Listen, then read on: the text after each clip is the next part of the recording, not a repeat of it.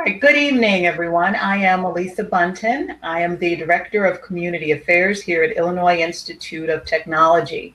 On behalf of our external sponsors, Bronzeville Historical Society and the University of Illinois at Chicago Office of External Affairs, as well as our internal Illinois Tech partners, which include Stewart School of Business, the Real-Time Communications Lab, Black Student Union, and my office, the Office of Community Affairs, we say welcome to you this evening. We're so excited that you're joining us for part 2 of our ongoing conversation that examines social justice and technology. Tonight, our very dynamic panel will discuss machine learning biases and healthcare algorithms, the resulting diminished health outcomes for people of color, legal implications, and then, of course, the social justice underpinnings.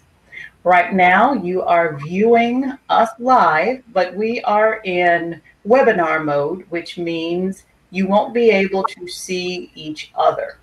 But please don't despair. There is still a way that you will be able to communicate with each other and with us. And that is by using the chat feature, which is to the right-hand side of your screen. Whatever questions that you have, I ask that you type them in the chat.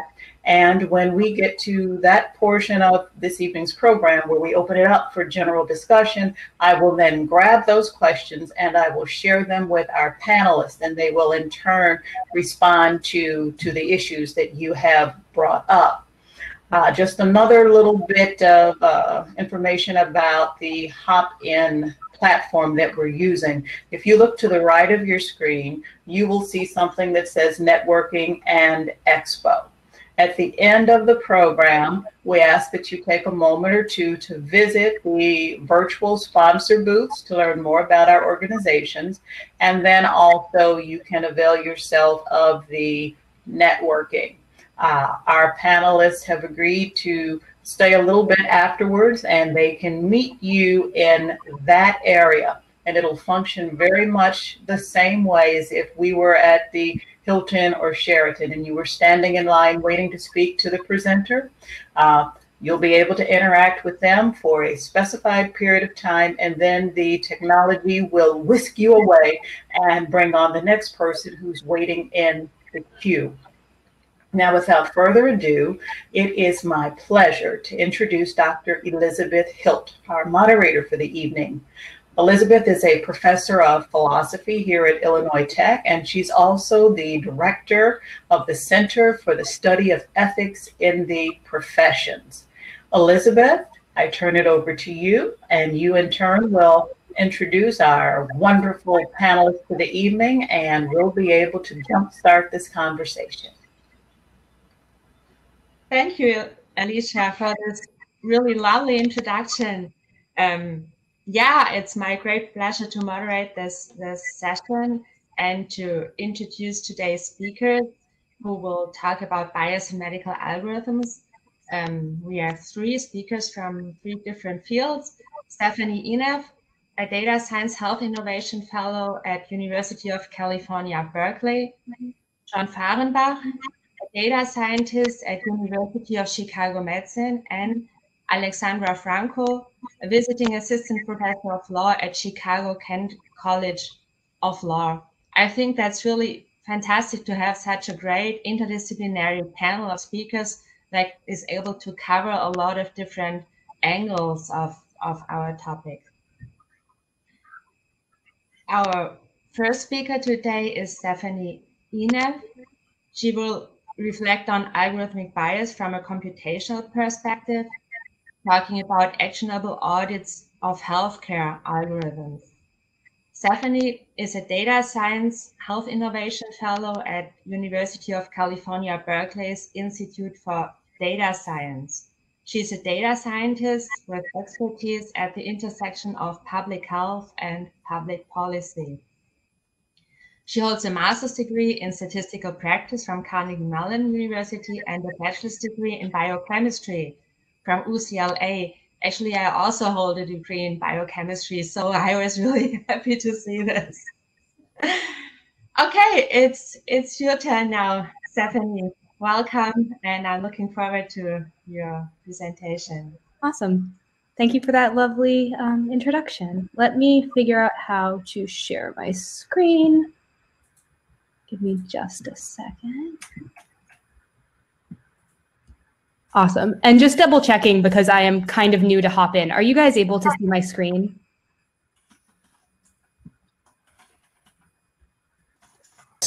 Perfect. Thank you. I'll go into slideshow mode. Perfect. Yeah, thanks for your patience. So yeah, hi everyone. Thank you so much. Auto advancing. Good times with technology. Thank you so much for joining me on this Friday night. Really excited to kick us off and talk about some of the work I'm doing at UCSF and UC Berkeley. So I'll start by kind of laying the stage, just thinking about broadly predictive algorithms in healthcare. And here when I say algorithm, what I really mean is a computational tool that takes a set of inputs, data collected from a variety of sort of tools, whether those are your medical record data or a survey or other information that's available on you, and take those inputs and do some computation on them to produce a set of outputs. So sort of thinking really broadly about algorithms. Those can be statistical models, or they can be artificial intelligence and machine learning technologies, but the sort of basic, like take a set of data and make a set of predictions. And so in a survey last year of a large cohort of hospitals and healthcare institutions, about 3/4 said they were either developing or planning to develop AI applications. So, predictive algorithms have sort of found their place in healthcare, and their adoption continues to go up and up. And they have the potential to really make a difference. There are areas where we know that, physicians make mistakes, things fall through the cracks. There's a lot we don't understand about biology and about the provision of healthcare, and I think algorithms really can help. But our healthcare system also reflects the effects of structural racism and other sort of systemic racial biases. And so, when we're learning from historical patterns and trying to make predictions about the future, those predictions have the opportunity to sort of systematize those biases if we're not really, really careful and thoughtful. And I think one thing that makes this so exciting to think about right now, sort of from my perspective, is that adoption of these AI technologies continues to increase, and we're still working on developing the sort of regulatory and oversight mechanisms to make sure they're used safely and fairly. And that's ongoing. So the FDA is currently working on some sort of plans, and those are continually revised as sort of the technology increases in adoption and evolves. So this is actually, I like doing this before I give talks. This is actually a news shots that I took from like an hour ago. I just Googled news and AI and machine learning and healthcare because I think it's useful to like give some concrete examples of things that are happening right now using predictive models in healthcare settings. So, this group in the top left is using predictive models to figure out who they expect to miss MRI appointments. And using those in a variety of ways, but including to like call patients and sort of remind them about their appointments. Other sort of more clinically focused applications. So if you think about the sort of who's going to miss an appointment as sort of healthcare operations, you could also look at, predicting future cardiac arrest in patients. And yeah, approval of an innovative medical device in South Korea. You can see this is really global. This isn't just a sort of US concern. And so, when we think about algorithmic bias and our sort of concerns about the opportunity to sort of systematize these sort of structural issues, I think it's useful to say like, oh, why do we think we need to audit them? And the answer, I think, is pretty clear. We have known inequalities in health outcomes and access to healthcare in the US and globally. And those things are made worse by structural racism, right? So, access to housing, access to transportation, other factors, including like concrete barriers to healthcare utilization that disproportionately affect communities of color. And so, algorithms and decision support tools that are sort of trained on data to make predictions about the future based on patterns they've learned from the past have the opportunity to sort of perpetuate these sort of patterns. So, we'll talk about a study in a second. African American patients on average receive lower cost care in the US. that means sort of less money is spent overall by their insurance companies and by others on the provision of healthcare for a given level of sickness. Hispanic and African American patients reporting similar levels of pain are less likely to be prescribed pain meds in emergency departments. And LGBTQ populations are on average diagnosed with cancer at later stages. So when we think about these sorts of known disparities that already exist in our healthcare system, it's important to both address these head on right now in sort of structural and clinical ways, but also as we're developing these tools to make sure we're doing it in a way that's responsible. I'll briefly touch on just 3 studies that I think are really worth highlighting. One highlighted the sort of phenomenon that I mentioned earlier on, at a given level of health. Health measured, for example, can be measured in a number of ways, but you could look at, number of comorbid conditions that a patient has been diagnosed with. African Americans receive lower value care, less money is spent on their care than white populations at similar levels of illness. And so what that means is if you train predictive models to predict healthcare cost, they'll sort of systematically underestimate the healthcare needs of African Americans in ways that can impact how resources are prioritized. The second paper is not actually in healthcare, but I just think it's a really exceptional paper worth highlighting, that commercial facial recognition technologies work less well in Black populations, and specifically in Black women. And the last is a sort of case study showing how systemic bias in access to healthcare, and specifically access to things like childcare and transportation that prevent people from getting to appointments, can be perpetuated when you sort of use models to predict who's going to miss appointments and potentially cancel those appointments. So I'm just checking time.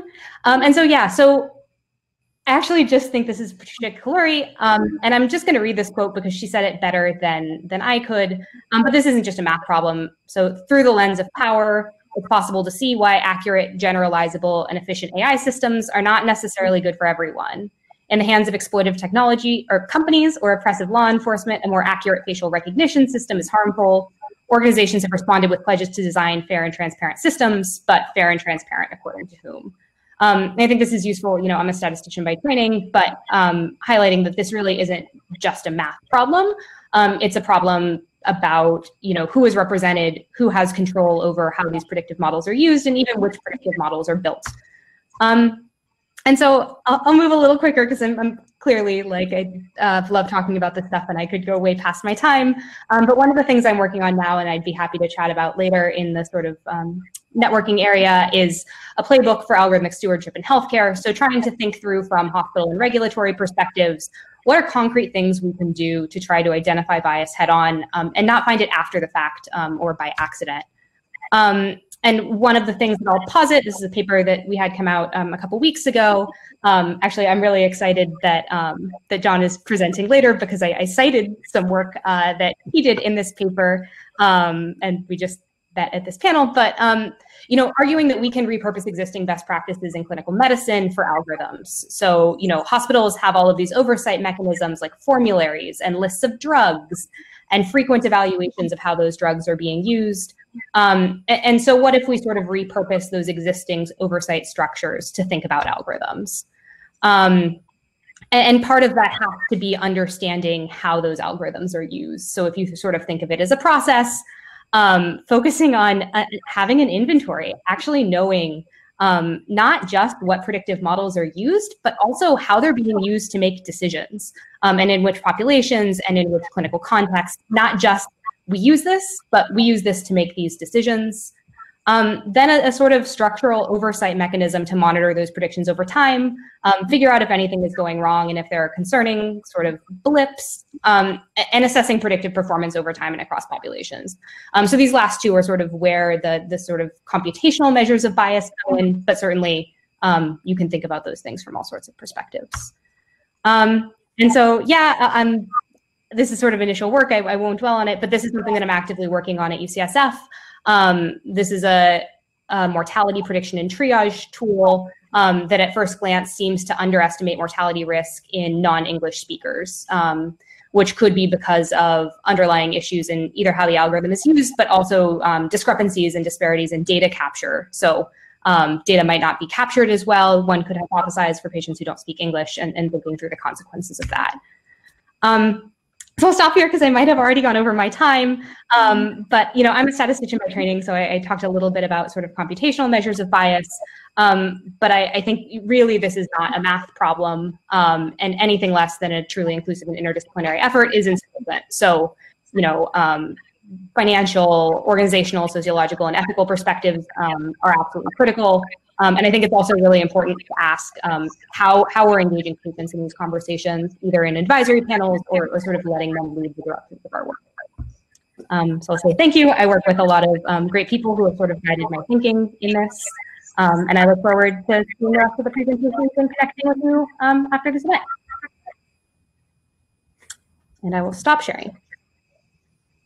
Great. Thank you, Stephanie, for this presentation. I want to ask a question before we move on, because Coretta also asked us in the chat. Coretta asked, how were these algorithms created to measure these outcomes about African Americans, Latino, or LGBTQ communities?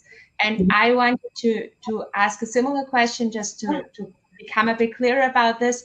So the data about the existing situation is fed into the system, and the system learns about the correlation, how the outcomes are correlated with the input. So that and because there's bias in the existing data, there is bias in the results. Maybe you explain a bit more about this, and also how this can be improved. Actually, I mean, it would mean that we put in better data, that everyone in the healthcare system has a more unbiased way to treat people, so that the data is better to start with. Or, I mean, yeah, that's a broad question, I know.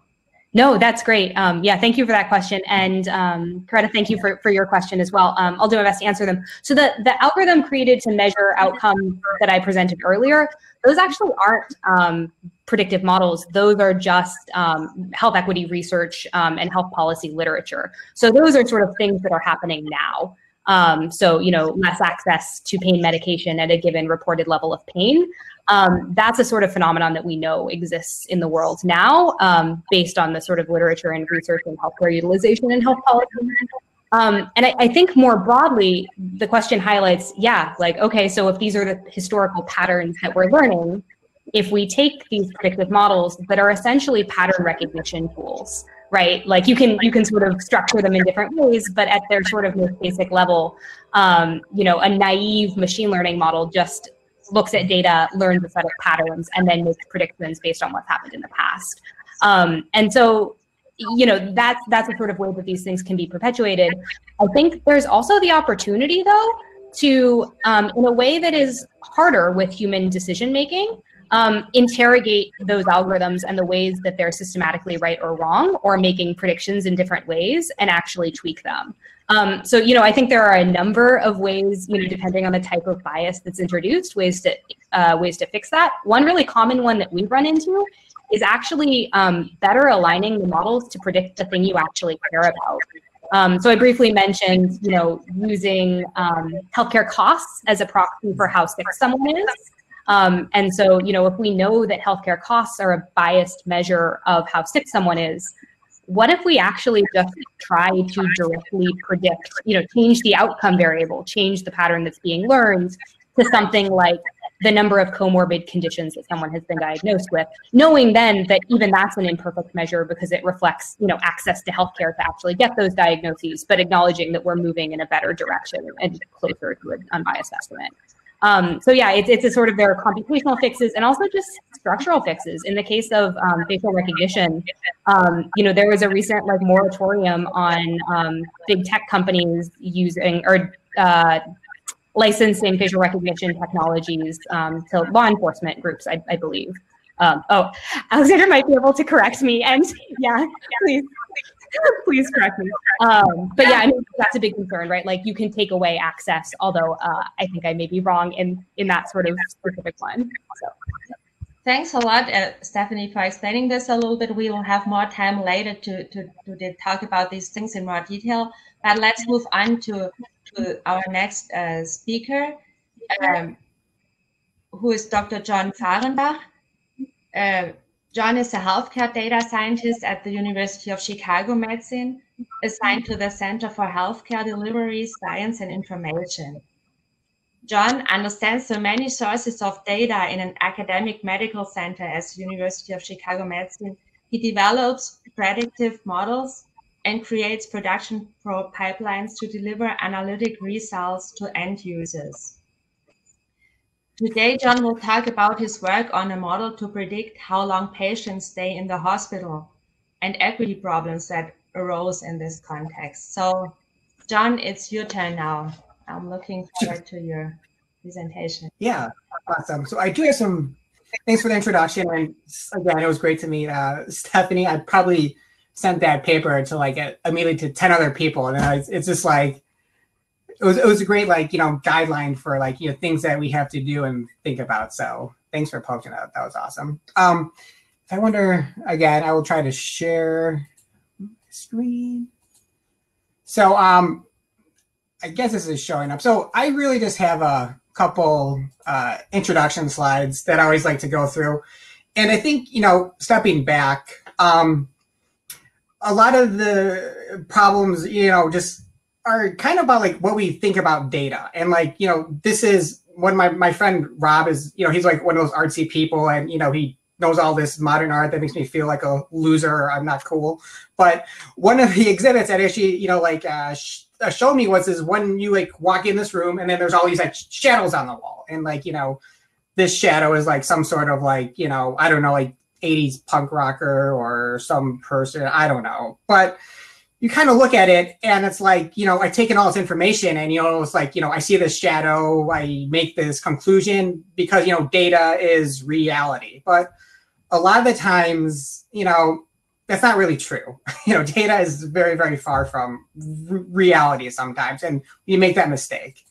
Because like what this really was this really cool, exhibit where they actually like rearranged these, scraps of, material that they had in order to compose this final outcome.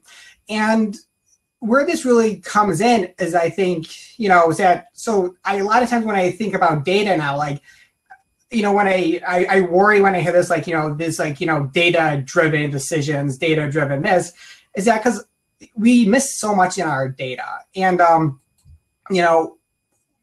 this seems kind of fluffy sometimes, but it really is, matters a lot. And one thing I just want to show about is this is like a manifestation of this problem. And this is some work that I did with Dr. Tung, Marshall, Albert, Mary Kay, and Dr. Weber. And what we're seeing here is, how much of an effect this problem has. So what we did in this paper was we went ahead and we were measuring, the government actually rates hospitals all across the country. So we took all, we had 3,200 hospitals, and the government assigns a score to everybody. So it says, how good are the hospitals at, they have a readmission score. They have a, how good are they at, the mortality scores, how good do they deliver care. And these ratings are actually very important. I'm sure you hear about like, the US News, we see all these advertisements, you might see Leapfrog. So we kind of like grade our hospitals. And so what we did was we took, the social determinant data for the area that for the patient population that each hospital served. And shown here is how much we could predict that score. And so this gets a little mathy, but it's very basic, is that, shown here for this timeliness of care, and this is, how quickly hospitals are able to deliver care, using just the social determinants of health data on a hospital's patient population, we could predict 40% of that score. However, this data is not even used by any sort of these rating agencies. It's completely ignored. So the fact that we could take this data that has to do with our communities, that we're delivering care to, and show that it's, driving these, scores, we were just really shocked to see that we could predict, up to 40% of the scores for certain domains. So a lot of times, we have all this data and we just, sometimes we just don't capture the right data. And in healthcare, this is actually super important. And I know I'm just kind of like building off of what Stephanie was saying, but a lot of times in healthcare, we have this like, you go to the doctor, he or she is going to draw your blood. And, this is extremely, let's say you're getting your cholesterol checked. And this blood gets sent into a very fancy, expensive machine that is highly calibrated. We know it works well. We run a quality check on the blood to make sure that it's, good enough quality to get a test result. And then, after we have run this, then this number goes onto a patient report. And then your doctor, he or she is going to make a decision on how to deliver care. However, now we are going to go to the machine learning world. And right now we have patient data now. So like, we kind of like phrase this that, instead of a biological sample, we're going to have a data sample. So that's, the ones and zeros. And instead of a medical test, we're going to apply an algorithmic test. And, this is a lot of the machine, learning issues that Stephanie was mentioning.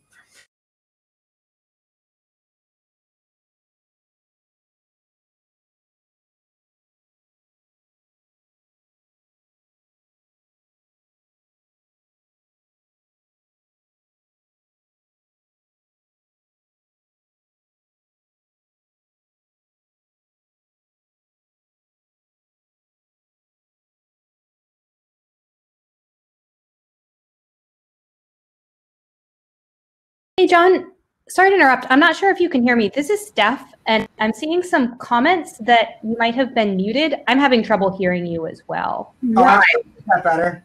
Oh, perfect. Much better. Yeah, thank you. So can you go back maybe about 60 seconds worth of your presentation? Sure. Because you went mute on us.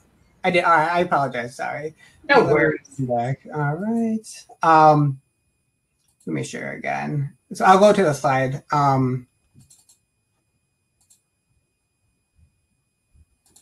Okay. My connection's getting a little wobbly. The video for Alexandra and Steph also. There you go. Okay. Well, we could I'll just stop sharing and I could just kind of like discuss kind of like, where we're at right now. So like, and so as we were kind of like, developing these, processes, these questions about all these machine learning tools we have at our hospital, is that kind of like when it dawned on us is that, we had one use case, as we were doing these audits is that, where we were trying to predict how long patients we were staying in the hospital. So the main problem is that, our hospital at University of Chicago is always very crowded. We have in our community, we're the largest hospital for this, South Side area, and we're actually the largest Medicaid provider in the state of Illinois right now. So there's a very, very high demand, for our community for hospital beds. And being like, at 100% capacity is not good. So we're always looking for ways to like, safely discharge patients in a timely manner. So one critical set of caretakers we have are our social workers. So, and a lot of times when you need to get a patient ready to be discharged, what occurs is that, it's like you have to, make sure their insurance is in order.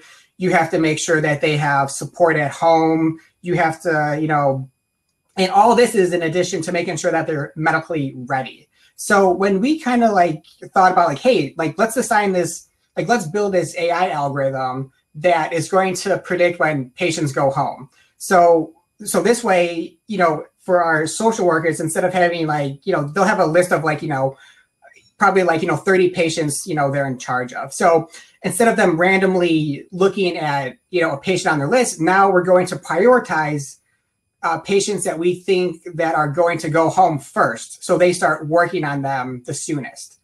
And so we went ahead and then we built this algorithm, we pulled in like all the labs, we pulled in like information from the prior visits, all the data that we could bring in, and then we made a nice model. And we're like, oh, like we're awesome, So however, what happened was that, and then we also decided to bring in like, the social determinants of health data. So we and so what happened was that while we were kind of like thinking and processing this, we went ahead and we like, stratified our results by the different like, social economic status.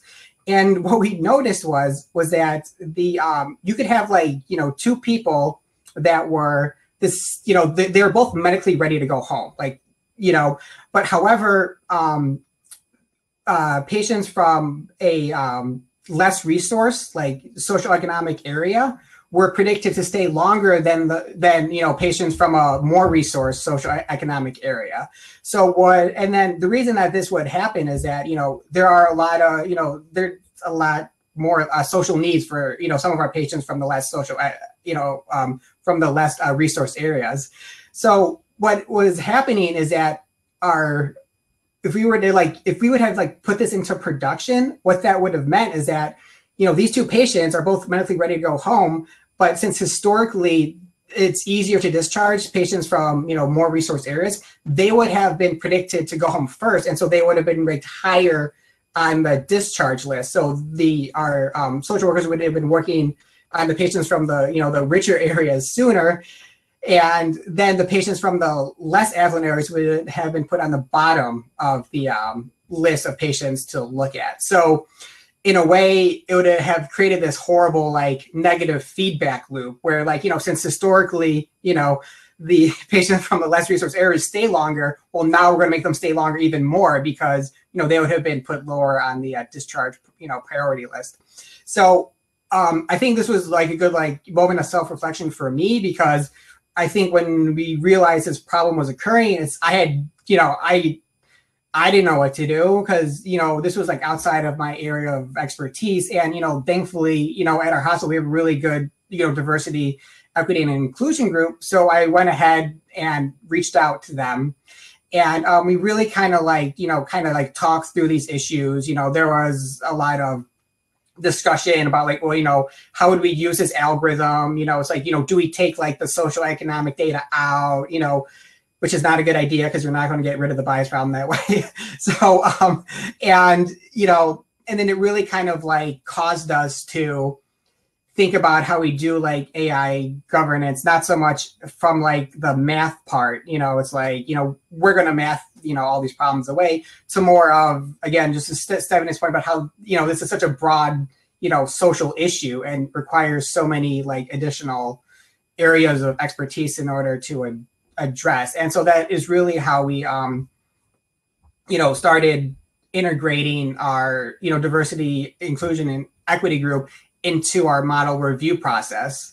So now every time we have a new model that somebody wants to deploy, in our health system, we have like an intake form, and on that intake form, we actually have like an equity question, asking them, it's like, have you thought about how equity issues can occur? And we've gone through a few cases now where, we're currently looking to like, use like no-show models for predicting patient no-shows. And, again, this was one of those models where within our Black population versus, our non-white population versus our white population was that, we were predicting more no-shows when we stratify by race. So we were really worried that, so a lot of ways that people want to use this for like overbooking. So the idea is that like, hey, this patient is predicted not to show up. There's a 90% chance that this patient won't show up.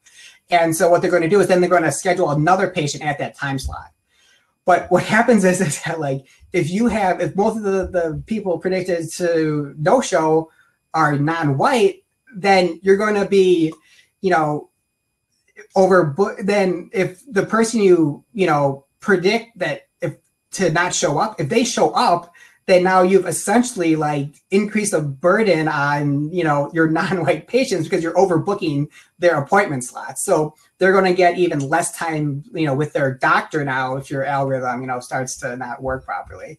So, so we're really like in the process, and a lot of times, I'm not going to pretend like we have the answer for how to, put, the bias and equity lenses into AI.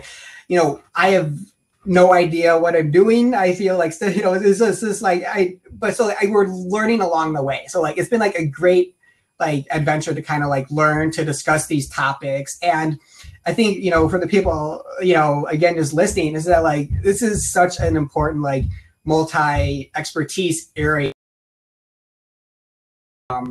You know, non-data scientist people are way more valuable. And so I encourage like all of you to like become part of this conversation, because we could really use the help. So it's good.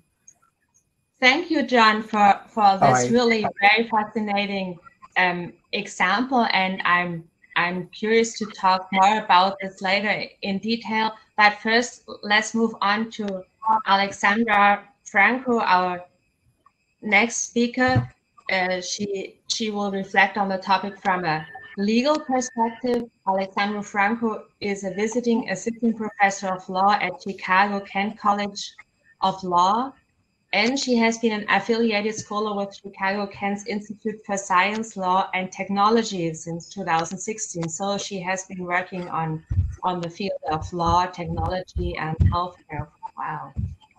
Alexandra Franco obtained her Doctor of Jurisprudence from Chicago Kent College of Law.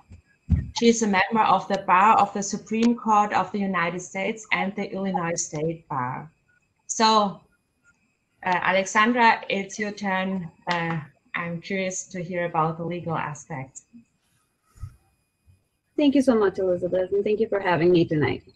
So, but it is important to understand the specifics and the nuances underpinning the application of novel technological advances in the field of medicine to truly understand the potential that novel technologies have to negatively affect the health outcomes of people of color. One must really understand two premises. The first premise is one that my fellow panelists are probably rather familiar with, which is garbage in, garbage out. So essentially what that means is that an algorithm or any predictive system that you use is only as good as the data that you put into it. If you put garbage in, you're going to get garbage out. That is the very first part, the very first premise that you must understand. The second one is a little bit more troublesome, a little bit deeper than that. So I am going to be quoting something that a medical student researcher recently said for an interview with Stat News in relation to the use of algorithms in a healthcare setting and the problems that they present for minorities. So this is Paloma Orozco. She's a medical student, and she said, and I quote, "Medicine has been a conspirator of racism since the genesis of racism." And that is one of the saddest truths that are out there. The very first set of rules and regulations that came out to protect human research subjects in medical research, and also to protect patients and their rights, came out of Nazi Germany. So German Nazi doctors doing atrocities on Jewish prisoners were doing it in the name of science and in the name of medicine. And that is what led to the Nuremberg trials, and thereafter the Belmont Report. And thereafter, here in the United States, the federal research regulations, which are set in place to protect the well-being of research subjects and patients in medicine. So to truly understand the problem is, it's not just to say that a certain algorithm is biased or is using bad data. It's to understand that the problem itself is the system, the medical system, and not necessarily the tool that is being utilized in that setting. And let's talk about a few historical examples. So medical research is the foundation of everything that is done in medicine. Treatments have to be developed through research. Same thing with therapies and so on and so forth. But even the history of medical research is entirely marred by examples of blatant racism and exploitation of minorities. One of the most infamous ones is the story of Henrietta Lacks, an African American woman who died of cervical cancer in 1951. Doctors harvested her cells without her consent or that of her family. And that line of cells, the HeLa cell line, is still being sold to this very day to researchers in the field of molecular biology. it's just what it is. Another one, the infamous Tuskegee syphilis study. In 1932, approximately 400 Black men, some of whom had syphilis, were recruited for a study, and they were told that the study was to treat bad blood. It was a term that was utilized at the time. They were never told that the true purpose of the study was to see the course of the disease without being treated. In other words, some of the Black men who had syphilis were never told they had syphilis, and they were never offered treatment that would have cured them of syphilis. They were simply left like that and told that the study was for something else. That study was supposed to last 6 years. It lasted 4 years. But that's not just the racism that's the underpinning, and that's been the foundation, sadly, of the medical system in much of the developed world, is not limited to medical research. It also extends to, as a Hispanic woman, to the treatment of people in ER, and the ERs who are like not white, who have an accent, who look a little bit different, and it permeates throughout the entire medical community. So here are a few examples of tools that are used in the medical system right now that are completely biased and have nothing to do with even algorithms. For example, a kidney test that was developed to assess kidney function and works by taking into consideration a number of variables, including race, gender, and age. The way in which this test works is by measuring creatinine in the urine, which is the byproduct of the body breaking down a protein. Because at some point or another, whoever developed these tests believed, without any kind of scientific basis for doing so, that Black people have a higher muscle mass than everybody else, than whites. They immediately assigned extra points. They immediately assign extra points to whoever is a Black person and is taking this test. The result that can come out of this is that someone who is a Black person and has low kidney function will not be placed in a kidney transplant list simply because they are Black and they were assigned extra points, therefore taking them out of the high-risk pool. That is that test that is being used today. It's still in use all over the country, and just in this past June, July, a set of medical students and researchers are trying to push to have that test revised, but that still hasn't happened. And this leads me again to what I started talking about when I started this presentation, which is garbage in, garbage out. The most essential tools of medicine are based on racist, outdated notions of biological differences based on the social construct of race. If things such as a test, a kidney test, that is something that has been around for a while, are still going around, they're still being performed in consideration of these biases and using garbage data and garbage, basically, notions of race, how can we expect more advanced tools like algorithms to actually do anything good for minorities and actually just further our pain? So the problem is not so much the algorithms themselves, it's the entire medical system. I think that recently, though, algorithms in the healthcare setting have gotten a little bit of salience in the news, precisely because of what Steph mentioned, the whole idea of, for example, law enforcement agencies using predictive algorithms to do facial scans and identifications, which is actually widely used. There's really nothing out there preventing any law enforcement agency from employing these facial recognition algorithms.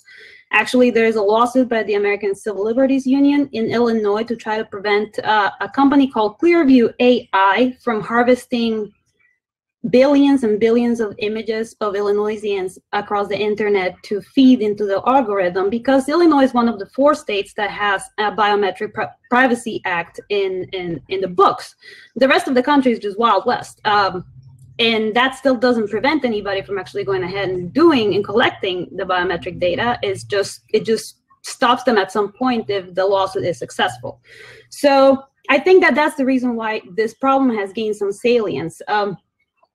And some of the recent news on stat news has been really good at following some of the breaking news on algorithms being deeply flawed because of the data that's been fed into the algorithm. So one of them was one employed by thoracic surgeons that functions under the unsupported premise that being Black increases the risk of complications after surgery, which in turn leads surgeons to steer Black patients away from heart surgeries, such as bypass surgery or mitral valve replacement when they actually might need them. It just immediately says that since Black people tend to suffer more complications after heart surgery, they should generally avoid them if possible.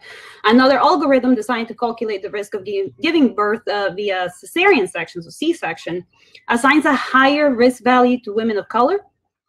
But the reason why it assigns a higher value to people of color, women of color, is because it is based on some historical notion that women of color are generally unmarried and have no insurance. And so that's how that algorithm has been developed and is still being used to this day. One more yet, heart failure. There is one algorithm being used to try to predict heart failure for patients going into the ER, and it adds 3 extra points to Black patients, making them more likely to be discharged and referred to a specialist rather than being admitted into the ER and then into the cardiology unit. So it actually works backwards. It adds extra points saying you have a higher risk of heart failure, but it actually leads to discharge and referral rather than intervention right away. These are just a handful of examples. They're everywhere, really.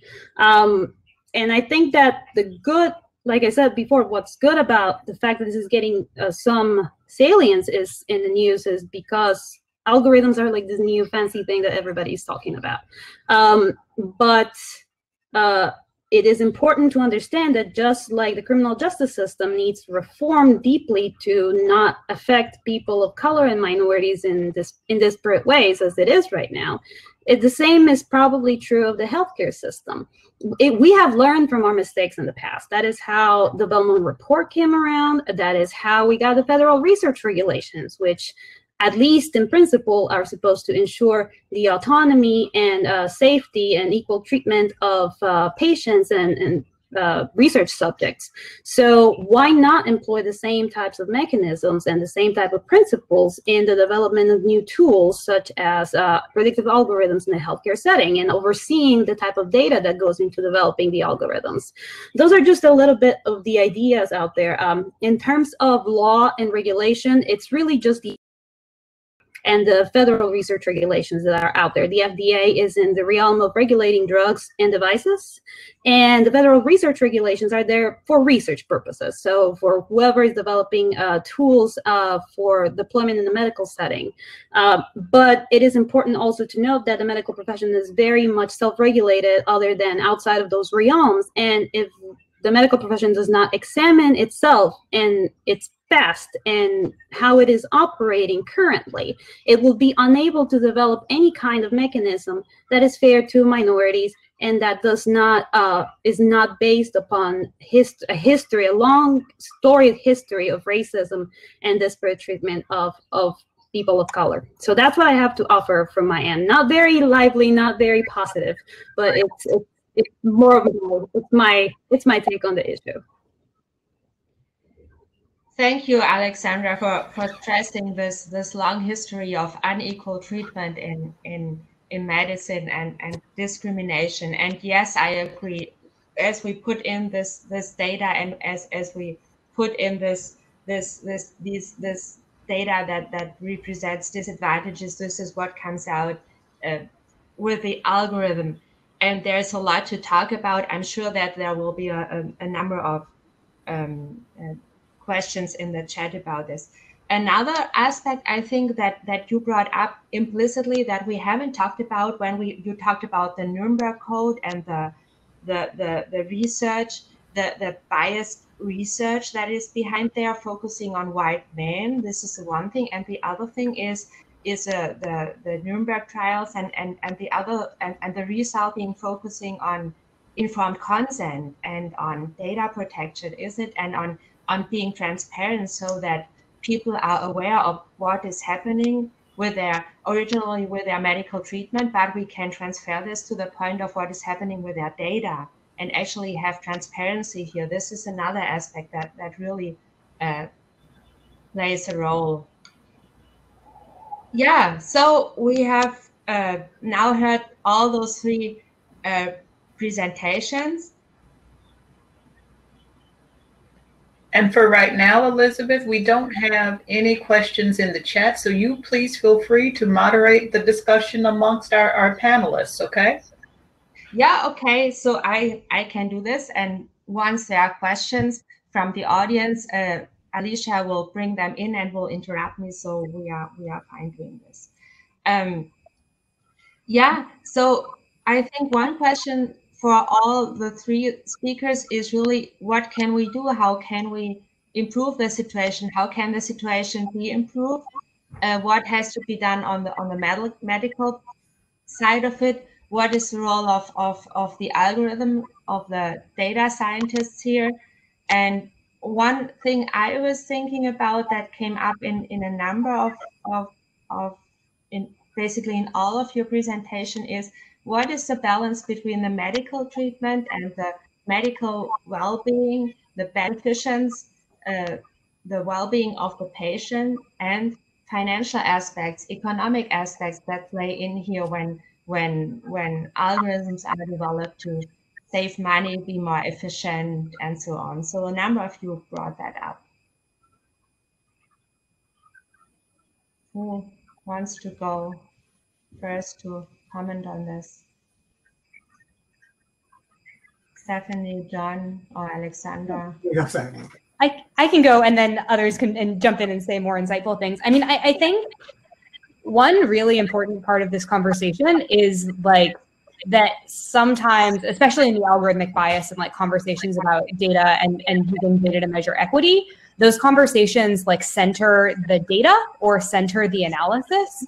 And one thing is like, we need to move past using data to demonstrate like inequity in the healthcare system. So simply saying that like, you know, there are, you know, the pain med example I'll go back to, like underprescribing of pain meds disproportionately to communities of color, or, you know, thinking through these sort of broader things. It's the step past like actually showing that and into action. And that takes engagement with social workers and clinicians and like broader communities that think about these issues, because they're not actually like, this isn't a math problem. We're not gonna, like, to Alexandra's like very, very good points, like we're not gonna math our way out of these structural issues that have been like built into the system from the beginning. And so I think it's about like using the data to start a conversation. The data and the algorithms, like we're not gonna finish the conversation. Like the things that we need are structural.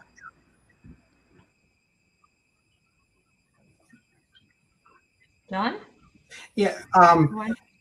So I think one thing that we have a lot of discussion about internally is like, you know, getting back to, you know, it's like we know, like, you know, the solution is not, you know, again, we can't math our way out of it, but I think to help us, you know, like capturing the data better about like the social determinants of health is that like we really don't capture this data at all. And, you know, getting to Alexandra's point, you know, it is garbage in, garbage out sometimes, you know, by not, you know, capturing this data at all. So I think there's a lot of initiatives for like that we put a lot of work into how to actually capture this relevant data. We need just to even understand, you know, the problem even better.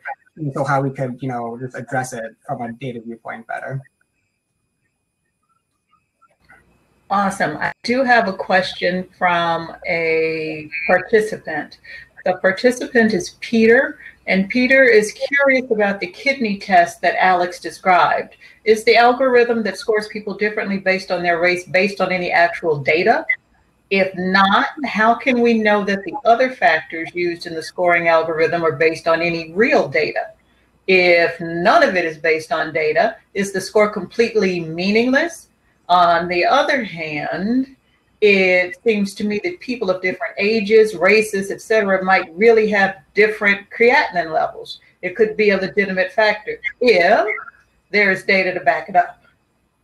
So I know that was like loaded. There were like 4 questions rolled up into one.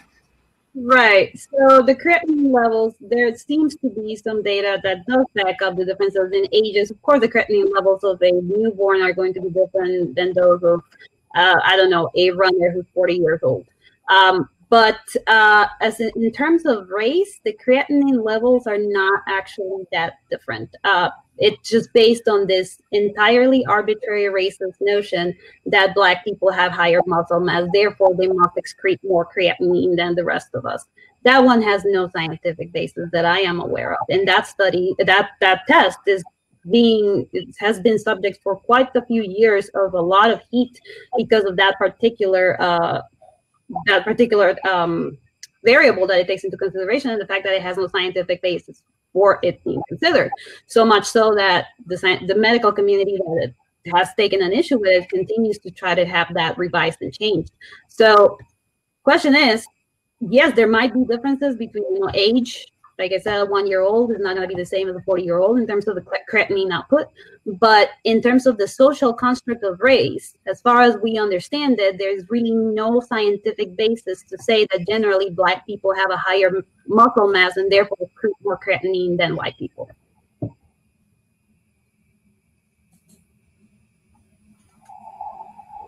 Okay, thank you. Elizabeth, I think you have time for maybe one more question for all three. Right now, there are no other questions that have been entered in the chat.